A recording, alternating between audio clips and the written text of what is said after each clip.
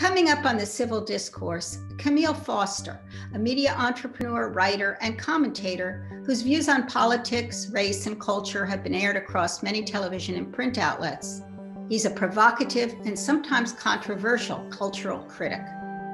What makes me somewhat concerned about what I've seen happen is there seems to be increasingly a disregard for nuance, a disregard for the absolute fact of human complexity. And while a lot of people have described this as kind of a racial reckoning or a racial awakening, I see a retrogression.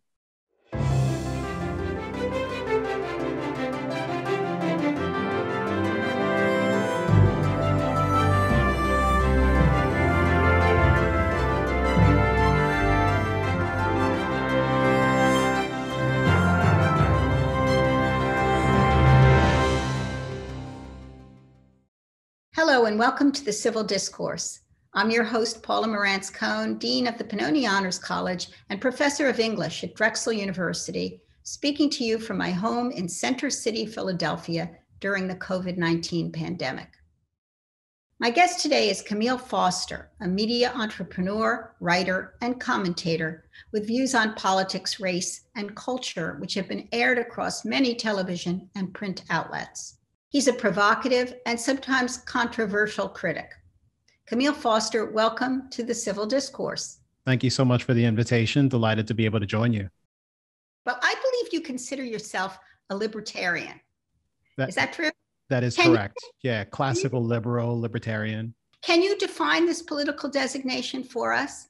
There are a number of ways that it could be described. I'm certainly not someone who thinks about myself on this sort of left-right political spectrum. I think our ideas, our philosophies are a little more dynamic than that. Libertarians generally believe in not using force to coerce action against people. There's a little adage that my wife and I use in the household frequently, which we've adopted from Leonard Reed: whatever is peaceful is the general sentiment. Okay, so tell us how you got to this philosophy. And I'm curious about your upbringing and the influences in your life that brought you to think the way you do. Originally, I would probably define myself as sort of a stereotypical progressive in many respects. I was brought up in a home where, we believed that Republicans cracked the bone marrow of babies and sucked it out for their life force. They were bad and Democrats were good. It was not until I got to college that I found myself surrounded by a number of different kinds of political influences and really took the time to read some of them. I discovered a copy of Milton Friedman's Capitalism and Freedom, or more appropriately, it was probably shoved in front of me by a friend who thought that I might benefit from it.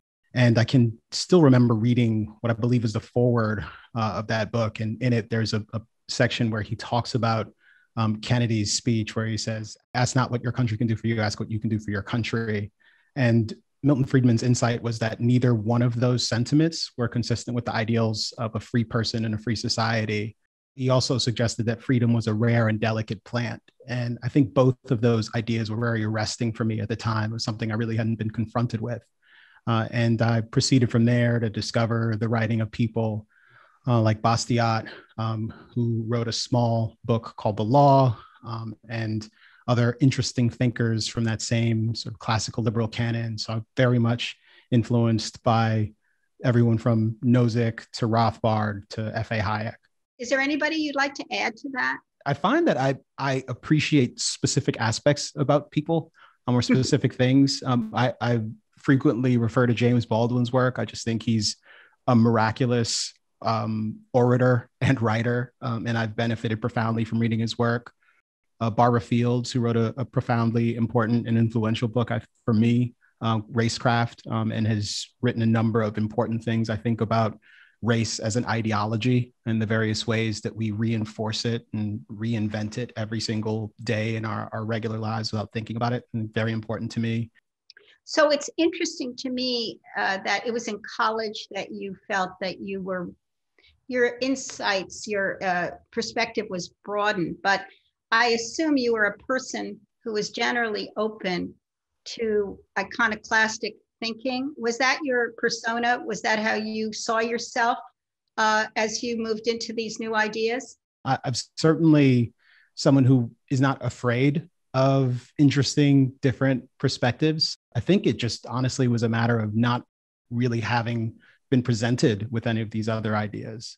And when I found them, I certainly found the ideas challenging in good and interesting ways. Which is certainly what a university should do, which is expose students to a diversity of ideas. And ideally, yeah. I think you've critiqued this a bit in terms of the university nowadays. I mean, do you feel that students have that access? Do you think you were unusual in being exposed to these ideas? And do you think you would be exposed to them now if you were in college? My outsider's perspective, having been to universities to speak occasionally and knowing folks who've worked on campuses that were sort of less close to that ideal that we're describing, is that there are plenty of places, unfortunately, where having a heterodox perspective is not something that's welcome, where people occasionally, frequently perhaps, feel threatened by having outside perspectives, feel hostile to them. And it's increasingly the case, I think, in many different spheres of life that people feel as though we've kind of reached the end of moral philosophy and that they know all of the things that there are to be known, and that people who disagree with them on particular things are not just wrong, they are morally defective in some way, and their ideas are dangerous and hurtful. So they don't want to have their ideas challenged. Unfortunately for them, I think that creates a circumstance where you're not in a position to, one, interact in a meaningful way with different ideas, but also you're not really in a great position to defend the ideas that you hold yourself. Why do you think it is that this is the case, where having a different opinion is connected to maybe not being virtuous enough? It's complicated. It is interesting. I definitely think that it's new-ish, but there's a sense in which this is kind of a very puritanical sentiment, and in which case it's not something that's unfamiliar. We've certainly had various periods of time where our culture has been more or less rigid, and where people have been more or less tolerant of ideas that are seem to be incompatible or inconsistent with their own. I have been promoting to anyone who will listen for the past couple of months since the death of George Floyd, but I've been promoting Martin Gurri's book, The Revolt of the Public, which I think actually offers a really interesting set of insights about how to think about the period that we find ourselves in, which doesn't really begin with the summer of 2020, but looks back beyond that and talks about this kind of crisis of elites, this notion of information monopolies that used to be enjoyed by, the few media outfits that we had, and the governments and other institutions that had an ability to really leverage those things to kind of dictate a narrative to us about the world around us. And, over the past 30 years, we found ourselves increasingly in a world with all of these various information sources, what Martin himself describes as this information tsunami. And there's perhaps, as Martin tells it, and I think it's very compelling,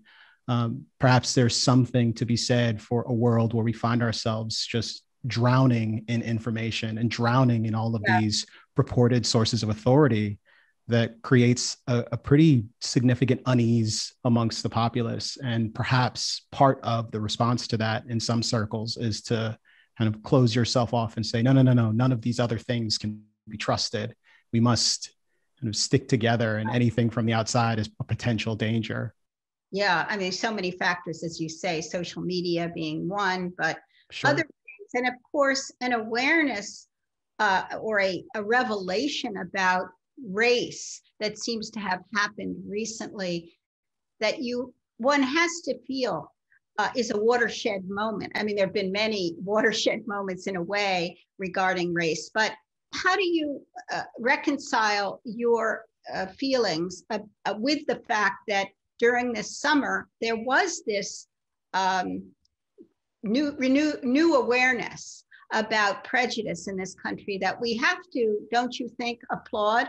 I'm always happy to see people be concerned about injustice generally. What makes me somewhat concerned about what I've seen happen is there seems to be increasingly a disregard for nuance, a disregard for the absolute fact of human complexity. And while a lot of people have described this as kind of a racial reckoning or a racial awakening, I see a retrogression. It seems to me that people are more determined than ever in very casual ways to regard their phenotypic characteristics as a kind of identity, and to insist that other people see themselves that way, and to describe the world in terms of these very kind of black and white, there's his, but to describe the world in these very black and white ways, and to imagine that, we live in a universe of, power and privilege, and that everything about the current order is essentially somewhat defective because of historic injustices. And it is obvious to me that the world that we live in is actually a great deal more complicated than that. And it is also obvious to me that our identities, our persons, are far more than our phenotypic traits. How do you talk to your peers who maybe would get very angry at some of the things you're saying, or push back a great deal? I mean, particularly people who are deeply involved with the Black Lives Matter movement. Have you had in-depth discussions with them, and what's the response that you get? Well, it's interesting. It very much depends on the specific kind of complaint that I'm getting. In many instances, unfortunately, the sort of response that I will get to an argument I might make is ad hominem. It's assaults on my character, assertions that I am taking particular positions because it is somehow personally beneficial to me to not back a particular argument. But if I were, for example, to just focus on one thing, say criminal justice reform, and the possibility that some unarmed Americans might die at the hands of police officers, and what sort of policies we might be able to approach in order to try to fix this problem. I mean, the way I am going to approach this is going to be to establish outright that we don't need to be hysterical with respect to this. We do have a pretty good idea about the number of people who die at the hands of police. We do have a sense about the trend, which is generally downward, which is very good. It's been improving over the course of decades now. And we also know that despite much of the emphasis on disparities in sort of racial groups and their interactions with police and how often they're likely to be bad, that those disparities that exist are often explicable in ways that make it okay for us to focus on the specific policies that might be driving bad outcomes, and generally talk about how we can improve policing for the benefit of everyone without making this a particular conversation about whether or not Black people are being uniquely hunted or set upon by law enforcement. Because I just don't know that the evidence is there to support those kinds of assertions. Now, for some people, it's just completely unacceptable to make an assertion like that. But if we don't have the benefit of being able to look at facts and evidence and to draw informed conclusions, to consider complex circumstances, then I think we're doing ourselves a profound disservice. And the likelihood of us successfully addressing these problems is going to diminish pretty sharply. I hear you. But I wonder if, because of your particular kind of ability to see nuance and to speak out, has this made you somebody a darling of the right? Let's put it that way, which then supports the way in which the progressives are likely to see you and maybe attack you. It seems you're in a problematic position, and I wonder how you think about that and how you deal with it.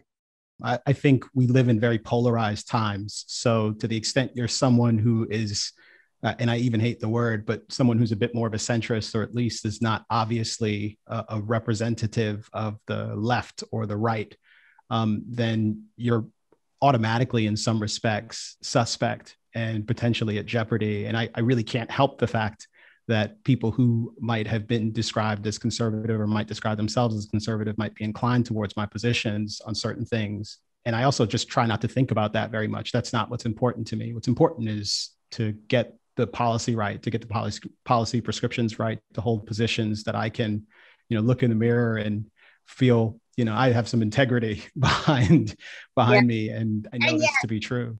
You are on social media. I mean, you're everywhere. And so I assume that you have had many attacks on you on social media, and I guess you have a thick skin. And you I try to. I would be lying if I said it didn't bother me when I was assailed in ways that were, unfounded. It is not fun to have people call you ridiculous slurs that are hurled at me. No one wants to feel as though they're not respected by their fellow humans, especially when I consider myself someone who isn't interested in addressing people who agree with me primarily. My main interest is in having thoughtful, hopefully persuasive exchanges with people who disagree with me. And if I have bad ideas, I am eager to exchange error for truth. And I think one of the best ways to try to get at that is to be able to talk to people.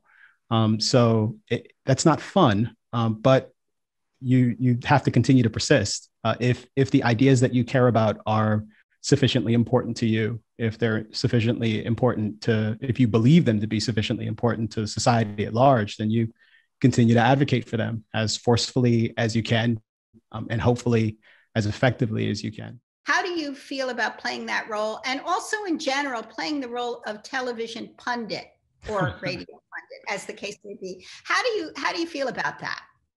Well, first, the notion of being the guy that gets called for, a controversial or heterodox take on a particular issue, you can't always help where, the interest comes from. I would be more than happy to sit in for conversations at MSNBC or CNN or NPR, or even the big networks like ABC and such. In recent months, however, I've had the very unusual experience of discovering that some of my radical ideas, like believing that people ought to be judged on the basis of their character and not the color of their skin, are a little too controversial. And I don't know what I can do about that. I haven't changed. I feel, the society may have changed a little bit. But the incentives in conventional broadcast news are just not great. They are sensationalist. They're selling views. When you want to sell subscriptions for your newspaper, oftentimes it's generally beneficial to cater to particular kinds of prurient interests in your publication. So I wonder, what is your favorite outlet for expression? Podcasts are great. They allow us to go on at length. People can hear your voice, and there are plenty of things that we communicate to one another that get lost in the written word, the tone, the inflection.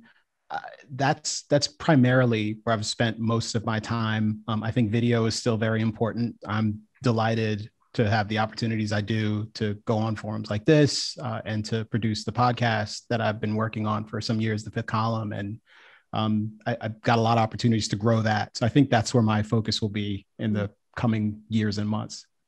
Yeah, I'll repeat that your podcast is called The Fifth Column, and it's very interesting.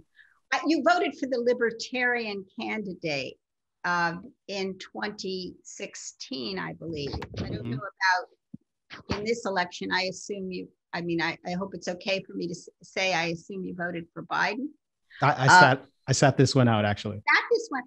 To me, that is at the very heart of your agenda, is the ability to be able to speak freely and speak truthfully about what you have read, what you think is true, and so forth.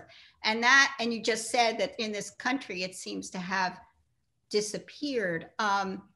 You don't see Biden as being hopeful in that regard? I would say that Biden is more sort of traditionally acceptable with respect to his rhetorical approach, that there are perhaps more olive branches extended to the other side. But I think it's worth acknowledging the degree to which even Biden himself has changed with respect to just the prevailing mood of the country.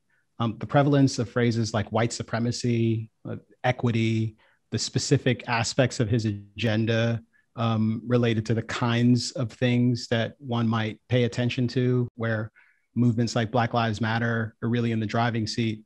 There's something pretty polarizing about that too. And even when we look at the way governance is happening, the fact that most of the congressional action that happens under the leadership of either president is things that are happening down party lines, it's very hard for me to believe that a person that arises from the milieu of either one of the two major parties is very likely to help us get out of the kind of pernicious downward spiral that we've been trapped in for some time.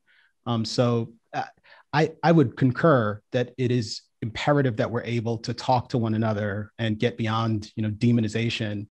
Frankly, I mean, I think there are very profound risks, even when someone is a bit more delicate with their castigation of the other side, slightly more nuanced, to the extent they're trafficking in, categorical condemnations and are, I think, all too casually putting aspersions on, their political opponents, insisting that they are broadly racist or broadly, somehow in league with white supremacists. And unfortunately, that's become the stock and trade on the left. And as much as really nasty, thoughtless condemnations are things that had become pretty prevalent on the right, primarily as a result of Donald Trump's influence, I think, over the course of the last 4 years or so. And again, that seems like a very dangerous circumstance, but it also, I think, to anyone listening, probably doesn't sound so unfamiliar from what we've seen over the course of the last couple of years, and certainly in recent months, where people are canceled for things that they said in high school on Twitter, or familiar films like Dumbo find themselves pulled from the catalog of Disney Plus because suddenly we've decided that crows who sing are racist. I don't know who we think we're protecting. There is a sense in which I think we are cultivating a culture of, overreaction and hysterical overconcern. So just to carry on your thought, you don't like the idea of people being accused of being white supremacists unless they are members of white supremacist groups. So could you talk to this notion of white guilt, which is a connection to that, and how you feel about that idea? There's a book out about white fragility, that the Robin DiAngelo's book, yeah. To assume the guilt of privilege associated with our skin color. What's your feeling about that? I think any sort of racial essentialism generally tends to be pretty sloppy. And the reality is that whiteness isn't any more kind of a fundamental attribute of someone's humanity than blackness is. And that our individual experience is something that shouldn't ever be set aside and ignored. And I think the generalization, the assertion that today in 2021, any white person is necessarily privileged with respect to, the average Black person, I think it's a pernicious idea that, again, is obviously false. It's just not true. So I don't buy it. I don't traffic in that sort of language. And I am generally critical wherever I encounter it and have the opportunity to talk about it at length. Although I think, just to add one more thing, your point that there's a Puritanism behind it may suggest that it goes back to the very roots of our country, or the roots, at least, of white America, to have guilt. That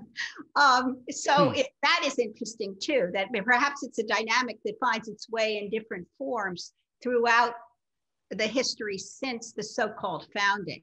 It's interesting, Kmele, because I was just reading about France and the fact that they are adopting some of these American ideas. I mean, the French used to be very much opposed, first of all, to anything American, no less the identity politics associated with America. Do you think there's a country in the world that models, right now, that models the kinds of thinking that you feel we should be adopting in this country and that we're moving away from?